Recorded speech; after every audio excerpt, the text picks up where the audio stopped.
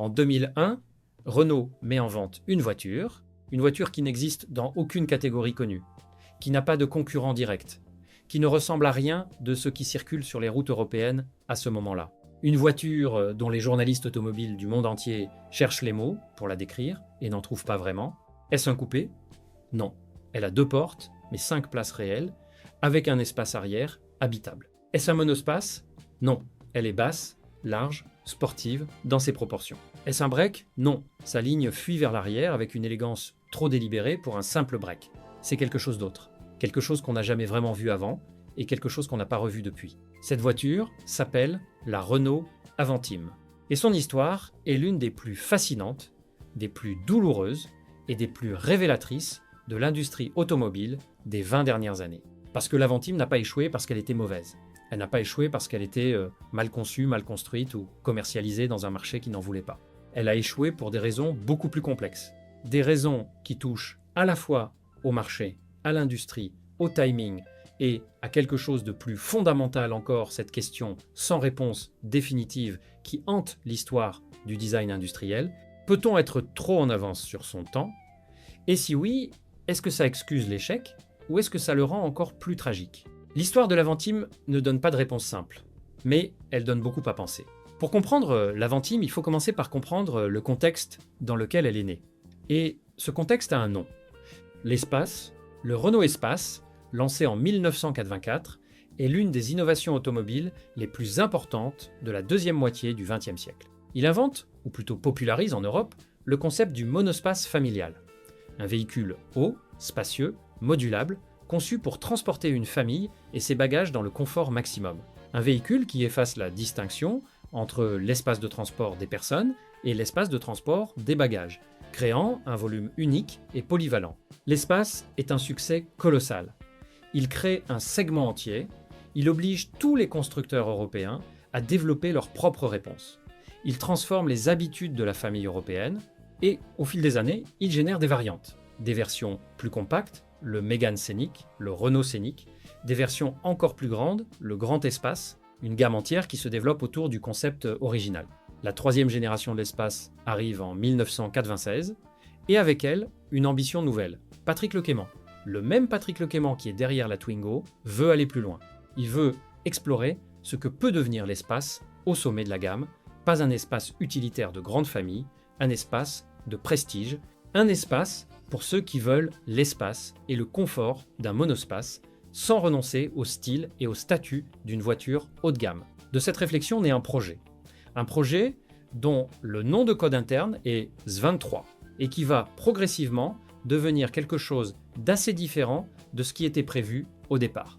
L'équipe de design qui travaille sur le S23 est dirigée par un designer dont le nom mérite d'être cité, Stéphane Janine. Janine n'est pas un nom connu du grand public. Les designers automobiles sont rarement des célébrités. Mais dans le monde du design industriel, son travail sur l'Avantime est considéré comme l'une des œuvres les plus ambitieuses et les plus abouties de sa génération. Ce que Janine conçoit à partir de 1997, c'est une voiture qui joue sur une tension fondamentale.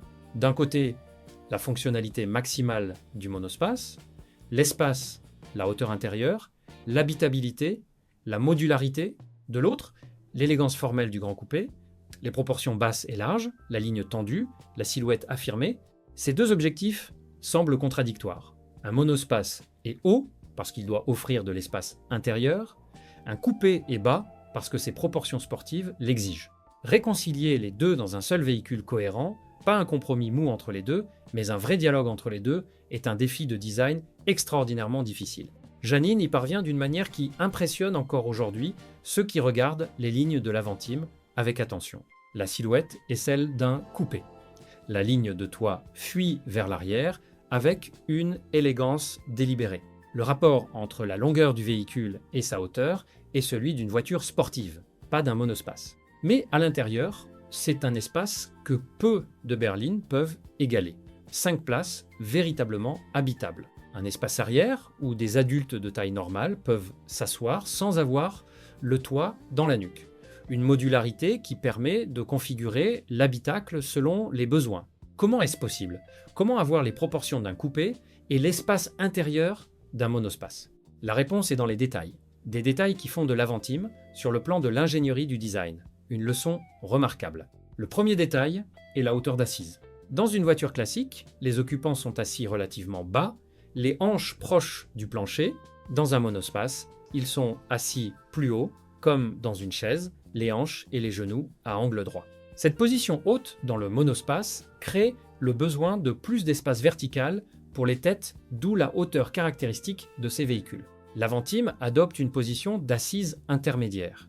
Les occupants sont plus hauts que dans une berline classique, mais moins hauts que dans un espace traditionnel. Cette position dite de commandement, qu'on retrouvera plus tard dans les SUV et les crossovers, permet de concilier l'aisance d'entrée et de sortie d'un monospace avec des proportions extérieures plus contenues. C'est une idée qui paraît simple. Elle est en réalité le résultat de compromis très précis sur les dimensions intérieures, la position des sièges, la forme du pavillon. Le deuxième détail est dans les portes.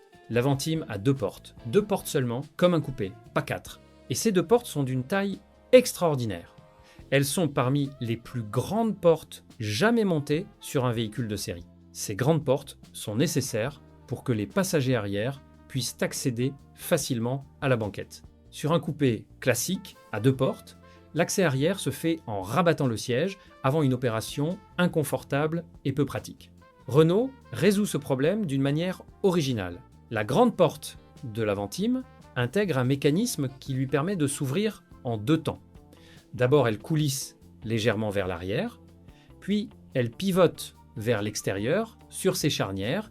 Ce mouvement en deux temps libère un espace d'accès bien supérieur à ce qu'une porte conventionnelle pourrait offrir à cause de la carrosserie environnante. Ce système de porte est une merveille mécanique. Il nécessite des charnières d'une conception spécifique, un mécanisme d'ouverture d'une précision horlogère, des joints de portière capables de s'adapter à ces mouvements complexes. C'est aussi un système d'une complexité qui va s'avérer problématique, mais nous y reviendrons.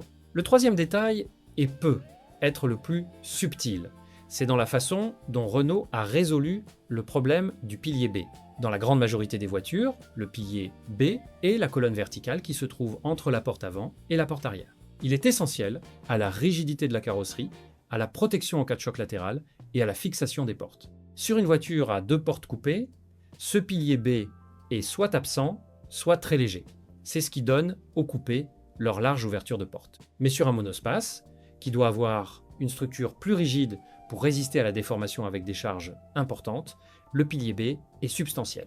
Sur l'Aventim, Renault fait quelque chose d'ingénieux.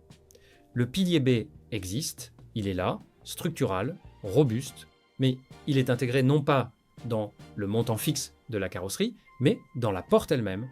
Quand la porte est fermée, le pilier B fait partie de l'ensemble porte-carrosserie. Quand la porte s'ouvre, il se déplace avec elle. Ce n'est pas une idée entièrement nouvelle des voitures de sport et de grandes séries, ont expérimenté des solutions similaires. Mais sur un véhicule de cette taille et de cette vocation, c'est une application audacieuse. L'effet à l'ouverture est spectaculaire. Quand les deux portes de l'Aventim s'ouvrent simultanément, l'habitacle entier est révélé dans sa totalité. Pas de montant au milieu, une ouverture totale sur les 5 places, une vision qu'on ne voit nulle part ailleurs. Mais avant de parler de l'Aventim elle-même, il faut raconter l'histoire de sa fabrication. Parce que cette histoire est directement liée à son destin. La fabrication de l'Aventim n'est pas confiée à Renault directement. Elle est confiée à Matra. Matra est une entreprise française aux activités multiples, armement, aérospatial, automobile. Dans le domaine automobile, Matra a une longue histoire comme carrossier et assembleur de véhicules spéciaux pour d'autres constructeurs. C'est Matra qui a produit l'espace de première et deuxième génération pour Renault, dans son usine de Romorantin en Sologne, une collaboration de longue date, technique, professionnelle, efficace. La troisième génération de l'espace est produite dans l'usine Renault de Sandouville. Mais l'Aventim, projet plus confidentiel, plus complexe, destiné à des volumes plus faibles, est confié à Matra. Cette décision paraît logique. Matra connaît les véhicules Renault. Matra a l'expérience des séries courtes, des véhicules à faible volume de production.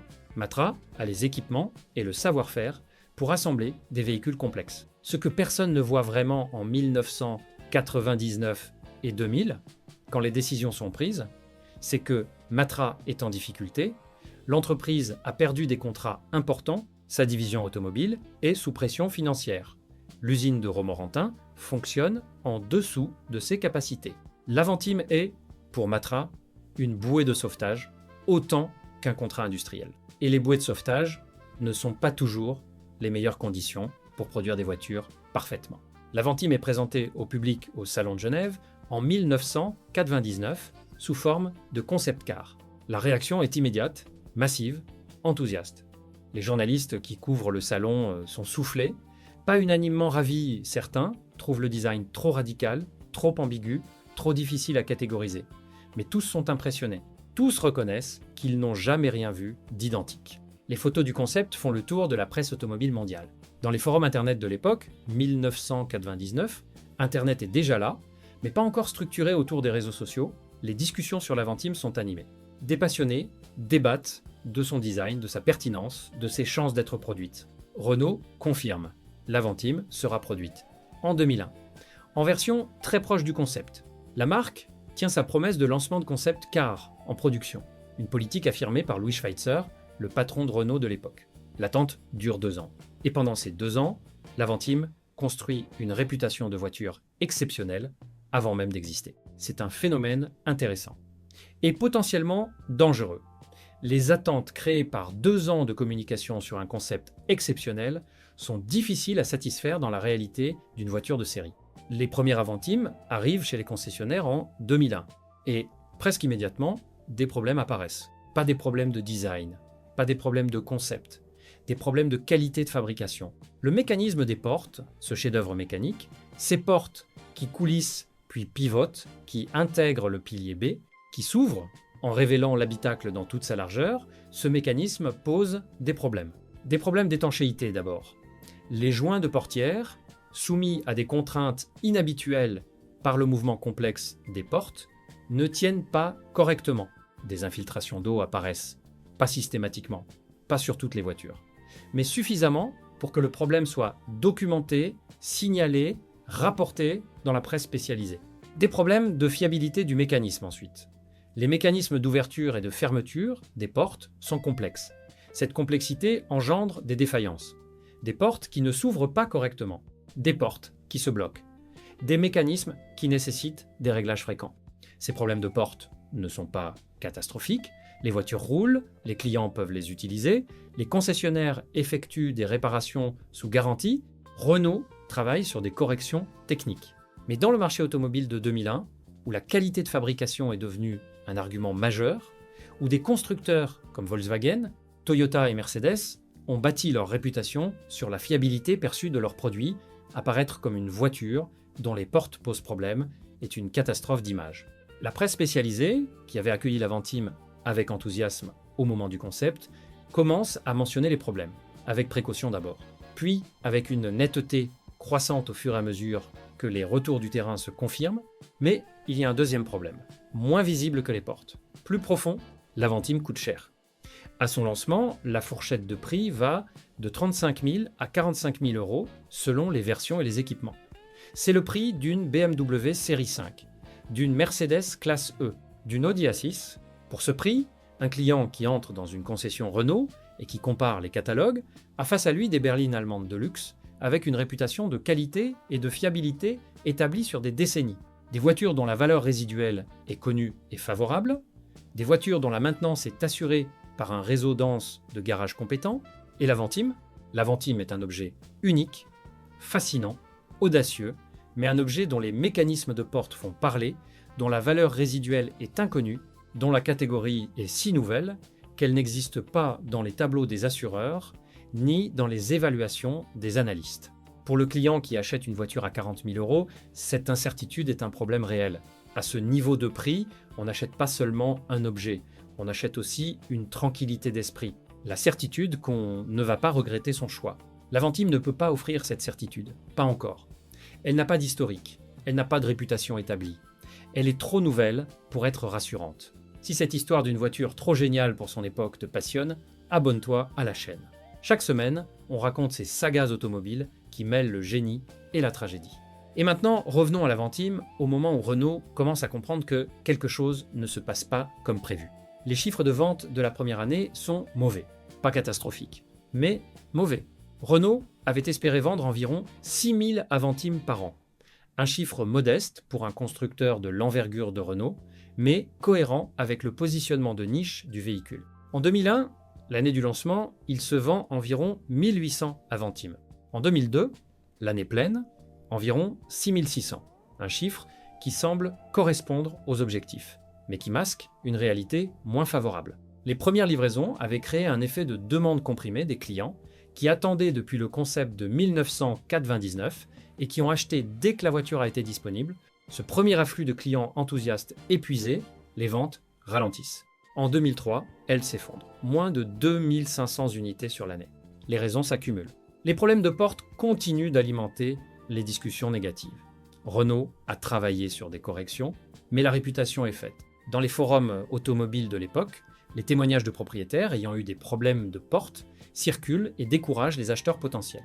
La concurrence s'est également intensifiée sur le segment du coupé monospace. Volkswagen a lancé le Touareg, BMW a lancé le X5. Ces SUV de luxe ne sont pas exactement la même chose que l'Avantime, mais ils captent le même client, quelqu'un qui veut de l'espace et du style, sans le compromis perçu d'une voiture familiale traditionnelle. Et ils ont la crédibilité de leurs marques respectives. L'Avantime se retrouve dans une position impossible. Elle est trop chère pour les clients qui aimeraient son audace mais n'ont pas le budget. Elle est trop incertaine pour les clients qui ont le budget mais veulent la sécurité d'un choix reconnu. Il y a une dimension de l'échec de l'Avantime qu'on évoque rarement mais qui mérite d'être explorée. Le réseau de concessionnaires Renault n'était pas préparé à vendre l'Avantime. Vendre une voiture à 40 000 € est un métier différent. De vendre une Clio à 15 000 €, le client est différent, ses attentes sont différentes, le processus de vente est différent, la relation après-vente est différente. Les concessionnaires Renault de 2001 sont rodés à vendre des Clio, des Mégane, des Scénic. Ils connaissent leur clientèle, ils savent comment aborder un client qui cherche une voiture familiale ou une citadine. Mais l'acheteur potentiel d'une Avantime, c'est quelqu'un qui entre dans la concession avec des questions spécifiques sur un concept car devenu réalité. Quelqu'un qui peut être comparé l'Avantime avec des BMW et des Mercedes, quelqu'un qui s'attend à un niveau de service et de connaissance du produit compatible avec un achat à 40 000 €. Dans beaucoup de concessions Renault de l'époque, cet acheteur se retrouve face à un vendeur qui maîtrise mal les spécificités de l'Avantime, qui ne peut pas répondre à toutes ces questions techniques, qui n'a pas vraiment l'habitude de vendre des voitures à ce niveau de prix.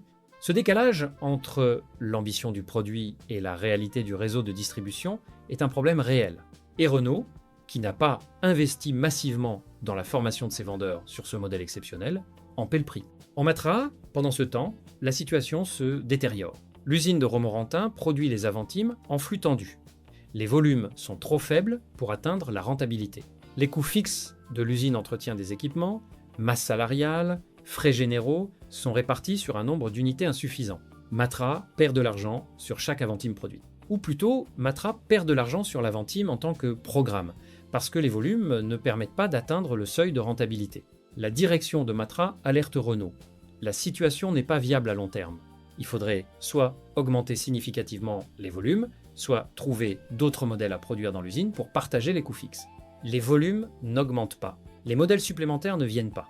Et en mars 2003, Matra prend la décision qui va tout changer. L'entreprise annonce l'arrêt de la production de l'Avantime, unilatéralement, sans accord préalable de Renault. La fermeture de la ligne de production est programmée pour le mois de juin 2003. Renault est pris de court. La décision de Matra est une surprise pas totalement. Les signaux d'alerte étaient là. Mais la brutalité et la rapidité de l'annonce laissent peu de marge de manœuvre. Renault pourrait théoriquement transférer la production de l'Avantime dans l'une de ses propres usines. Mais cela nécessiterait des investissements considérables dans de nouveaux équipements, une réorganisation de chaînes de production, une formation de nouveaux opérateurs. Pour des volumes de quelques milliers d'unités par an dans le meilleur des cas, cet investissement n'est pas justifiable économiquement. La décision tombe.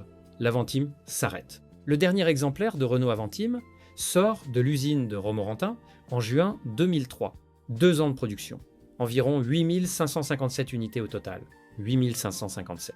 Pour donner une idée de ce que ce chiffre représente, Renault vendait environ 8500 Mégane par semaine à la même époque. L'Avantime représente une semaine de production de Mégane, répartie sur 2 ans. C'est peu, c'est très peu. Et pourtant, ces 8557 exemplaires vont, au fil des années suivantes, acquérir un statut particulier. Pas immédiatement, pas dans les mois qui suivent l'arrêt de la production, mais progressivement, à mesure que les années passent et que la perspective change, la réévaluation de l'Aventime commence environ 5 ans après la fin de sa production. Les journalistes automobiles qui avaient couvert son lancement avec enthousiasme, puis documenté ses problèmes avec neutralité, commencent à la revisiter avec un regard différent. Le recul permet de voir des choses que l'immédiat masquait. Ce qu'ils voient, c'est qu'une grande partie des critiques adressées à l'Aventime au moment de son lancement portaient sur des aspects secondaires, les problèmes de porte, les incertitudes de qualité plutôt que sur l'essentiel. L'essentiel étant le concept lui-même. Et le concept, avec le recul, apparaît comme profondément juste. Regardez le marché automobile européen de 2024. Les SUV coupés sont partout. Le BMW X6, l'Audi Quid, le Mercedes GLE coupé, le Porsche Cayenne coupé, ces véhicules sont construits sur exactement la même tension que l'Aventime. La hauteur et l'espace intérieur d'un SUV, combinés avec les proportions et la ligne, élancée d'un coupé. Ces véhicules sont parmi les plus vendus et les plus rentables de leurs constructeurs respectifs. L'Aventime avait préfiguré ce segment en 2001, 20 ans trop tôt. Ce constat est à la fois une réhabilitation et une confirmation de l'échec. L'idée était juste, le marché n'était pas prêt. Et le marché n'était pas prêt et, en business, une façon polie de dire qu'on a échoué. La communauté de propriétaires d'Aventime qui s'est constituée au fil des années est une communauté à part.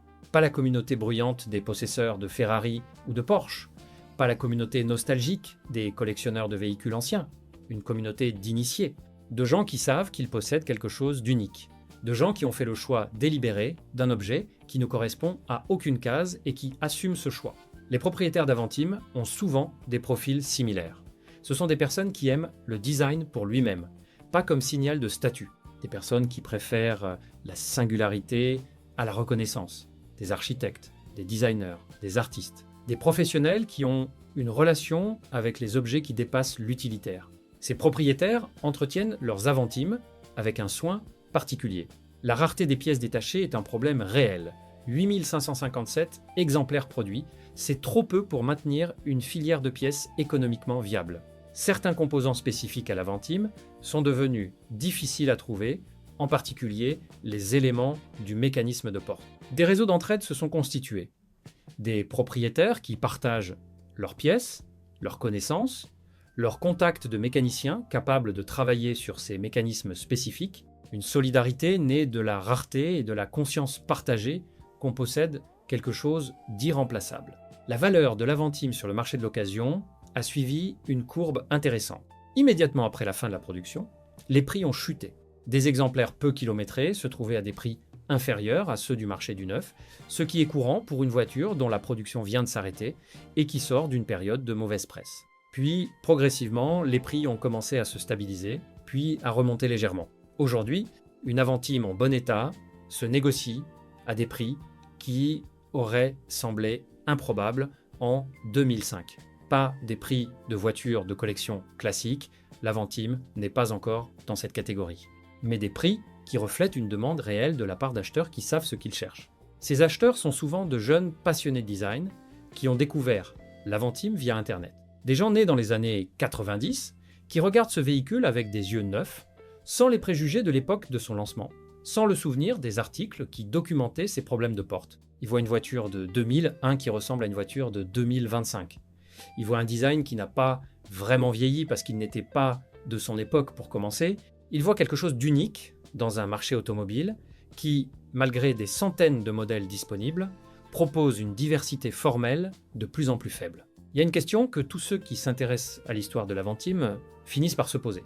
Est-ce que l'Aventime aurait pu réussir? Et si oui, comment? Les réponses sont nombreuses et elles ne sont pas toutes compatibles entre elles. Certains disent que l'Aventime aurait dû être moins chère. Positionnée au prix d'un Mégane haut de gamme, plutôt qu'au niveau des berlines allemandes de luxe, elle aurait pu trouver un public plus large. Un public qui acceptait le risque d'une voiture nouvelle et ambitieuse, parce que le risque financier était moins élevé. C'est peu être vrai. Mais baisser le prix de 40 000 à 25 000 euros sur une voiture aussi complexe à fabriquer aurait impliqué soit une perte commerciale considérable pour Renault, soit des compromis sur la qualité qui auraient encore plus fragilisé le produit.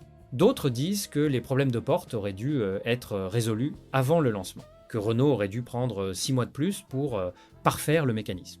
Que lancer une voiture dont le composant le plus iconique, les fameuses portes qui font la singularité du véhicule, posent des problèmes de fiabilité, était une erreur stratégique évitable. C'est également vrai. Mais dans l'industrie automobile, les pressions de délai sont réelles. Les investissements ont été réalisés. Le réseau attend. Les communicants ont créé une attente de 2 ans avec le concept de Genève 1999. Reporter encore aurait eu ses propres coûts. D'autres encore disent que la faute revient à Matra, que la décision d'arrêter la production en 2003 a tué un projet qui, avec le temps, aurait pu trouver son public et corriger ses défauts initiaux. C'est plausible, mais difficile à vérifier. Les volumes de 2002 étaient en ligne avec les objectifs. Ceux de 2003 s'effondraient. La trajectoire n'était pas favorable. La vérité est probablement que l'Avantime était condamnée par une accumulation de facteurs dont aucun n'était fatal, pris isolément, mais dont la combinaison l'était. Un prix trop élevé pour une marque dont le positionnement de luxe n'était pas établi. Des problèmes de qualité sur le composant le plus complexe et le plus visible. Un réseau de distribution non préparé à vendre au niveau de prix demandé.